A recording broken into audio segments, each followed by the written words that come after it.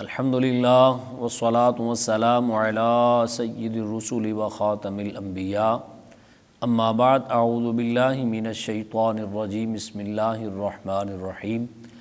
معزز سامعین و حاضرین و ناظرین، آج آپ سورہ یونس کی آیت نمبر 26 سے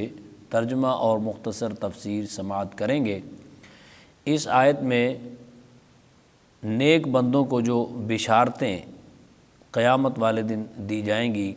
اور اعمال کا بدلہ دیا جائے گا اس کا ذکر ہے۔ فرمایا للذین احسنوا الحسنی وزیادہ،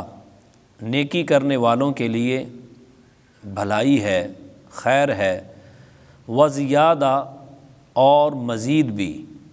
ولا یرحق وجوہہم قتر ولا ذلہ،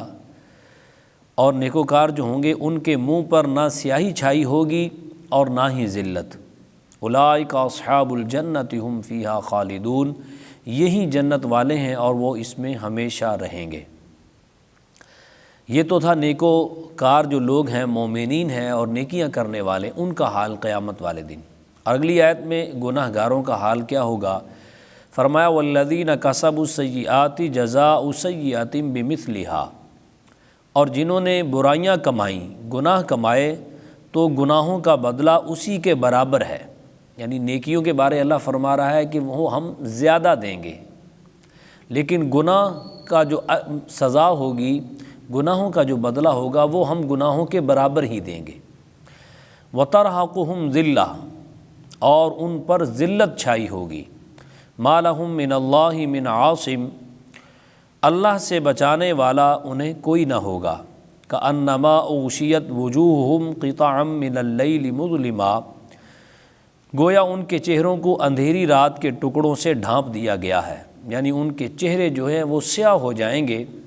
شرمندگی کے ساتھ، گناہوں کے بوجھ کے ساتھ، اور اس وجہ سے کہ ہمارے جرموں کو اب کھول دیا گیا ہے۔ اولئک اصحاب النار ھم فیہا خالدون، وہی دوزخ والے ہیں، وہ اس میں ہمیشہ رہیں گے۔ جنت والے جنت میں ہمیشہ رہیں گے اور دوزخ والے دوزخ میں ہمیشہ رہیں گے۔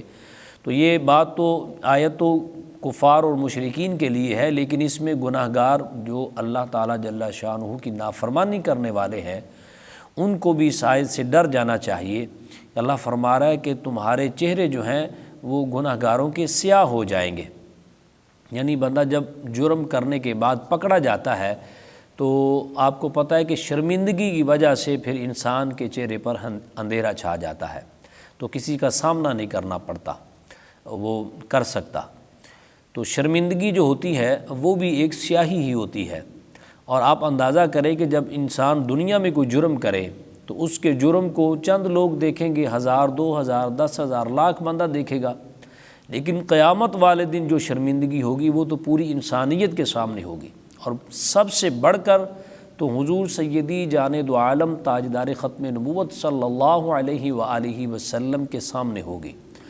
وہ بہت بڑی شرمندگی ہے۔ اس لیے اقبال نے کہا تھا تو غنی از ہر دو عالم من فقیر، روز محشر عذر ہائے من پذیر، گر حسابم تو بینی ناگزیر، از نگاہ مصطفیٰ پنہاں بگیر،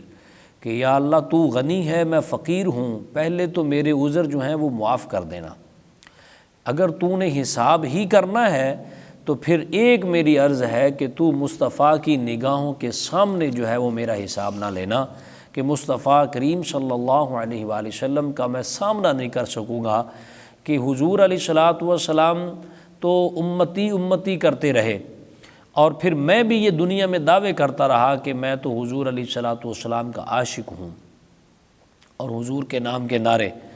تو پھر قیامت والے دن جب میرے جرم کھولیں گے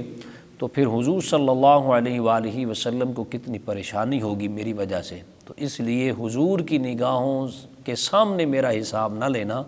حضور کی آنکھوں سے بچا کر، حضور صلی اللہ علیہ وسلم کی نگاہوں سے چھپا کر میرا حساب لینا۔ اگلی آیت میں قیامت کے دن مشرکوں اور ان کے شریکوں کا جو حال ہوگا وہ بیان کیا گیا۔ فرمایا وَيَوْمَ نَحْشُرُهُمْ جَمِيعًا ثُمَّ نَقُولُ لِلَّذِينَ أَشْرَكُوا مَكَانَكُمْ أَنْتُمْ وَشُرَكَاؤُكُمْ، اور جس دن ہم ان سب کو اٹھائیں گے تو پھر مشرکوں سے فرمائیں گے تم اور تمہارے شریک اپنی جگہ ٹھہرے رہو، فَزَيَّلْنَا بَيْنَهُمْ وَقَالَ شُرَكَاؤُهُمْ مَا كُنْتُمْ إِيَّانَا تَعْبُدُونَ، تو ہم انہیں مسلمانوں سے جدا کر دیں گے اور ان کے شریک ان سے کہیں گے تم ہماری عبادت کرتے ہی نہیں تھے۔ یعنی مشرکین جن کو پوج رہے ہیں، قیامت والے دن اللہ تعالیٰ ان کو اور ان کے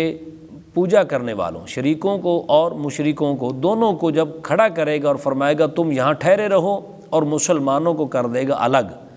تو وہی جو شریک جو ان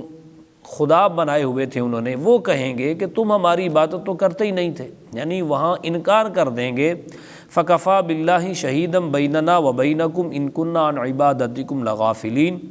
تو ہمارے اور تمہارے درمیان گواہی اللہ کے لیے، یعنی ہاں تمہارے اور تمہارے درمیان گواہی کے لیے اللہ کافی ہے،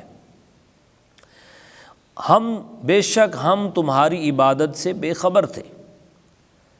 یعنی جن کی تم عبادت کرتے ہو، مشرکین سے کہا جا رہا ہے کہ قیامت والے دن ہم جب کھڑا کریں گے تو یہی جو شریک ہوں گے جن کی تم پوجا کر رہے ہو، تو یہ انکار کر دیں گے اور کہیں گے ہم تو تمہاری عبادت سے بے خبر تھے۔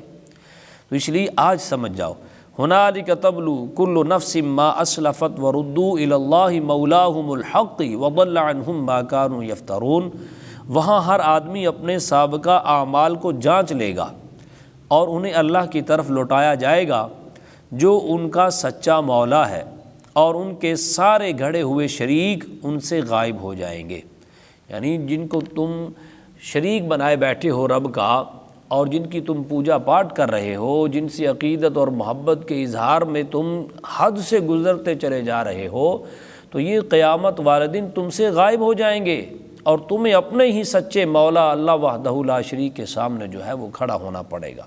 تو اس لیے آج سمجھ جاؤ، اللہ تعالی ہم سب کو عمل کی توفیق دے اور ہمیں ایسی جو نحوست ہے اس سے محفوظ و مامون فرمائے۔ آمین ثم آمین، وآخر دعوانا ان الحمد للہ رب العالمین۔